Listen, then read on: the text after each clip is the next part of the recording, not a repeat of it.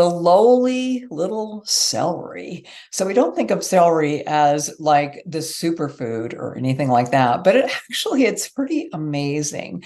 So celery is neutralizes acids in the body. Celery is something that can take you from acidic to alkaline. So it's very alkalinizing.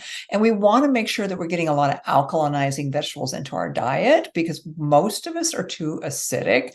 So it can really help with digestion because many people have acid reflux and things like that. So raw celery or celery juice is going to be your best choice of celery.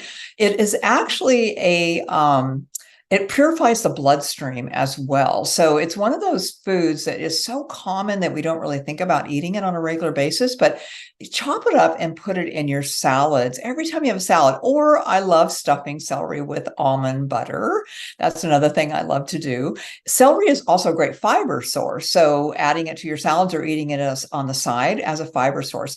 Apple and celery together are really alkalinizing. So you might have a slice of half an apple and have a stalk of celery with some almond butter in it, and there's your snack. All right, follow me on Divine Farmer Health for more tips. Bye for now.